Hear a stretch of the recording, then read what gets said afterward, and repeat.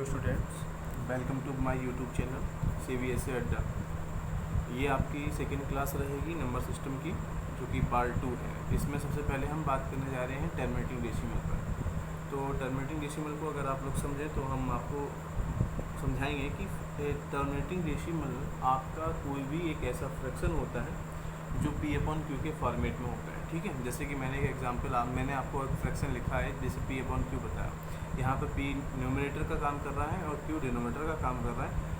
कोई भी फ्रैक्शन आपका बना रहे अगर वो P/Q के फॉर्मेट में है, और अगर डिवाइड करवाने पर अगर आप डिनोमिनेटर से न्यूमरेटर में डिवाइड करवा रहे हैं और वो एक कंप्लीट डिवीज़न दे रहा है, यानी कंप्लीट डिविजिबल है, तो वो आपका एक टर्मिनेटिंग डेसिमल माना जाएगा। जैसे कि अगर आप देखिए यहाँ पे मैंने एग्जांपल लिखा, मैंने लिखा है कि 1/4 लिखा है। आप देखिएगा कि P की जगह पे आपका 1 आ रहा है, Q की जगह पे 4 आ रहा है। आप डिवाइड करवाइएगा, 4 का हमने अगर 1 में डिवाइड कराया तो 0 ये देगा 0.25 दे देगा। अब हुआ क्या कि 4 का डिवाइड करवाने पर 0.25 मिला, एक ये कंप्लीट डिवीज़न हो गया। इसी तरीके से अगर आप यहाँ पे देखें 7/2 में लिखा, तो हमने 7/2 को देखा कि अगर 2 का डिवाइड करवा रहे हैं 7 में, तो हमें क्या मिल रहा है 3.5 मिल रहा है। तो हर एक सिचुएशन पर ये आपका कंप्लीट डिविजिबल दे रहा है। इसका मतलब ये आपके जो डेसिमल हैं, ये आपका डेसिमल है जो है वो एक टर्मिनेटिंग डेसिमल बोला जाएगा। और इस टाइप का जो ये फ्रैक्शनल पोर्शन होगा, ये टर्मिनेटिंग डेसिमल को रिप्रेजेंट करेगा। अच्छा, इस चीज़ को हम लोग समझने के साथ साथ हम और भी एक दो बातों पर डिस्कस करेंगे। जैसे कि आप समझ लीजिएगा कि भाई रीज़न क्या है कि ये हमको कैसे पता चल रहा है कि ये टर्मिनेटिंग डेसिमल है। आपने देखा कि नीचे आप देख रहे हैं कि Q की जगह पे कितना आ रहा है, यानी जो Q है P/Q में जो Q है, या तो Q मल्टीपल होना चाहिए 2 का, या फिर वो मल्टीपल होना चाहिए 5 का, या फिर वो मल्टीपल होना चाहिए 10 का। मतलब या तो आप और भी कह सकते हैं, मैं और लिखूँ तो यहाँ पर मैं लिख सकता हूँ क्या 10। मतलब Q जो है वो मल्टीपल 2, 5 या 10 का मल्टीपल होना चाहिए। अगर ऐसी सिचुएशन है तो उस टाइप का जो हमारा फ्रैक्शन होगा वो ऑलवेज आपको टर्मिनेटिंग डेसिमल ही रिप्रेजेंट करवा। जैसे मैं एक कोई दूसरा एग्जांपल लेना चाहूँ, जैसे मैं आपको बता दूँ कि मैंने एक अनदर एग्जांपल ले लिया। मैंने कहा कि मैं यहाँ पर 13/5 लिखूँगा। अब अगर आप देखें 13/5 देखेंगे तो 5 2 जा होता है 10। ठीक है, कितना हुआ 3 रिमाइंडर बचेगा, पॉइंट लगा देंगे और 5 6 जा 30 लिखेंगे। यानी हमने देखा कि 13/5 में हमने 5 से जब 13 में डिवाइड कराया तो आपने देखा कि 2.5 मिला, जो कि एक कंप्लीट डिवीज़न है। कैसा है?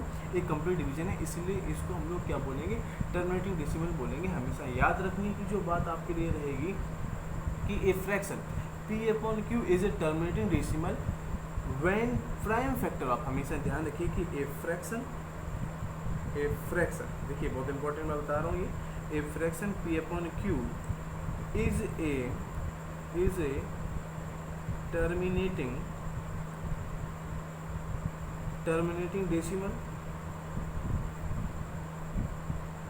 Decimal only when prime factor of Q are 2 and 5, यानी जो Q के प्राइम फैक्टर हों वो या तो 2 हो या फिर 5 हो। हालांकि हम लोग 10 भी कह सकते हैं, क्योंकि 2 × 5 कराने पर हमें 10 मिल जाता है। 10 करने पर भी वो आपका सही माना जाता है। ठीक है, अगर हम जैसे हम आपको एक बड़ा सा एग्जांपल लेके देखें, जैसे मैंने लिखा दिया कि 5/32 लिख दिया। अब आप देखिएगा कि इसको चेक नहीं करेंगे, आप चेक कर रहे हैं कि 32 को डिवाइड करवा रहे हैं 5 में, ऐसा मत करिएगा, कुछ भी मत करिएगा। आप आसानी से देख लीजिए, इसको हम लिख सकते हैं 5/2 लिख सकते हैं ना। तो जैसे ही हमने 2 लिख दिया, हमें पता चल गया, हम तो पहले से ही पता है कि अगर जो Q है वो 2 या 5 का फैक्टर है, तो हम आसानी से कह सकते हैं कि उस टाइप का जो आपका फ्रैक्शन होगा वो एक टर्मिनेटिंग डेसिमल को रिप्रेजेंट करेगा। तो हम यहाँ पर आसानी से कह सकते हैं कि because of Q is a factor of 2, then it is a terminating decimal. ठीक है, अब इस टाइप को क्या बोलेंगे हम लोग, टर्मिनेटिंग डेसिमल बोलेंगे। अब इसी में क्या होता है, इसी का सेकेंड टाइप जो है मैं आपको यहाँ पे दोबारा से डिस्कस करूँगा। मैं इसका सेकेंड टाइप बता रहा हूँ, उसको आप बोलते हैं क्या, ये आसानी से आपको समझ में आ गया होगा, है ना। ठीक है। अब इसके बाद दूसरा जो इसका दूसरा टाइप होता है उसको हम लोग बोलते हैं क्या, रिपीटिंग डेसिमल। रिपीटिंग, ये आपका पहले वाला जो था वो टर्मिनेटिंग डेसिमल था, और ये जो है वो आपका रिपीटिंग डेसिमल है। इसको बड़े आसानी से समझ लीजिएगा।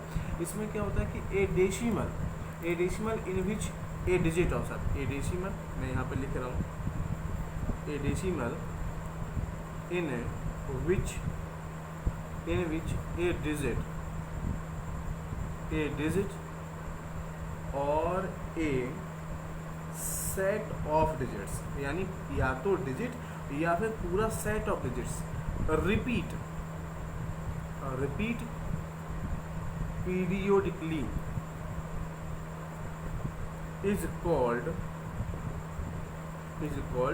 Repeating decimal. यानी आप कह सकते हैं, मैं दोबारा से एक बार एक्सप्लेन करूंगा, मैं बता रहा हूं आपको कि ए decimal in which A digit, या तो कोई एक डिजिट या पूरा एक set of digit he period by period repeat होता रहे, तो उस टाइप के डेसिमल को हम लोग बोलेंगे क्या, रिपीटिंग डेसिमल बोलेंगे। जैसे मैं एक एग्जांपल आपको बता रहा हूँ, आप एग्जांपल बड़े ध्यान से समझिएगा। जैसे मैंने लिखा है आपका 2/3 लिखा, जैसे आप 2/3 को देखें, अगर आप 2/3 को देखें तो आप देखेंगे बार बार आपको 0.666 ऐसे मिलता चला जाएगा। जब हम बार बार 0.66 ऐसे मिलता चला तो हम ऐसे लिखेंगे 0.6 और इस पर हम एक सिंबल लगा देंगे जिसका नाम होता है वार, तो मतलब ये हो जाएगा 0.6 पर बार हो जाएगा। इसका मतलब क्या हुआ कि हम ये जो बार है ये रिप्रेजेंट कर रहा है कि जो डिजिट है ना ये 6, ये बार बार रिपीट हो रही है। अब जैसे इस केस में क्या था कि केवल एक यूनिट डिजिट थी जो बार बार रिपीट हो रही थी। अगर हम इसी जगह पे एक दूसरा एग्जांपल लेना चाहेंगे, जैसे मान लो ये मैंने एग्जांपल लिया 3/11 ले लिया, तो अगर हम इसका डिवाइड कराएंगे तो हम देखेंगे हमें 0.27 मिलता चला जाएगा। तो हम इसको कह सकते हैं कि ये हो जाएगा 0.27 पर बार हो जाएगा। इसका मतलब क्या होगा, यहाँ पे 2 डिजिट आपकी जैसे 2 और 7 2 पीरियड बाई पीरियड रिपीट हो रही हैं, तो इस टाइप के हम लोग डेसिमल को हम लोग बोलेंगे रिपीटिंग डेसिमल बोलेंगे, ठीक है। ऐसे ही कोई और भी एग्जांपल आप ले सकते हैं, 1/3 ले सकते हैं ना, 15/7 ले सकते हैं, 11/6 ले सकते हैं। फाइनली ध्यान रखने वाली यही बात थी केवल कि ऐसे डेसिमल जिनमें आपका P1Q का जो फॉर्मेट होता है, अगर हम क्यूब से P में डिवाइड करवाते हैं और डिवाइड करवाने पर या तो कोई 1 डिजिट या पूरा एक period of digit bar bar repeat होता रहे, तो उस टाइप के डेसिमल को हम लोग बोलेंगे रिपीटिंग डेसिमल बोलेंगे। इसके बाद इसमें एक और दूसरा पॉइंट आता है जो कि थोड़ा सा इंपॉर्टेंट होता है, जिसको हम लोग बोलते हैं लेंथ ऑफ पीरियड।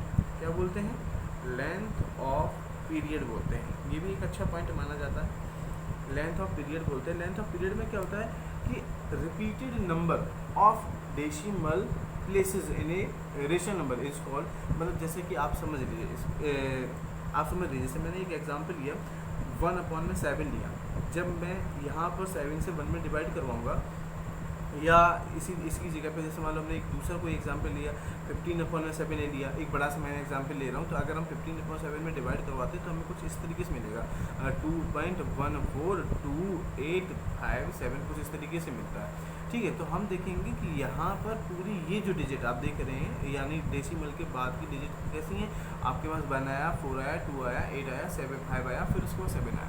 तो डेसिमल की बाद की जितनी भी आपको डिजिट डिफरेंट डिजिट मिली, फिर यहाँ इसके बाद से ये दोबारा से रिपीट होने लगेंगे, तो जो ये जहाँ तक ये डिफरेंट रहते हैं, इस चीज़ को हम लोग बोलते हैं क्या, लेंथ ऑफ पीरियड बोलते हैं। क्या बोलते हैं, लेंथ ऑफ पीरियड बोलते हैं। ये चीज़ आप समझ लीजिएगा बड़े ध्यान से, ठीक है। अब अगर इसकी लेंथ ऑफ पीरियड पूछी जाए तो कितने हो जाएगा, 1 2 3 4 5 6 कितने प्लेसेस हैं, 6 प्लेसेस हैं, तो इसकी लेंथ ऑफ पीरियड कितनी हो जाएगी, 6 हो जाएगी। ऐसे ही अगर आप इसमें 7 का डिवाइड करवाते हैं, तो जब 7 का डिवाइड कराएंगे तो डिवाइड तो जाएगा नहीं, आपका 7 बन जाए 7 हो जाएगा, फिर 3 बचेगा, 7 4 जा 28 हो जाएगा। मतलब इसी तरीके से आप आगे भी डिवाइड करवा के देखेंगे, और जहाँ तक पूरा डिवाइड जा रहा है और फिर जहाँ से रिपीट हो रहा है, तो जिस डेसिमल के प्लेसेस तक चीज़ें डिफरेंट रहती हैं, वो उसकी लेंथ ऑफ पीरियड मानी जाएगी, ठीक है।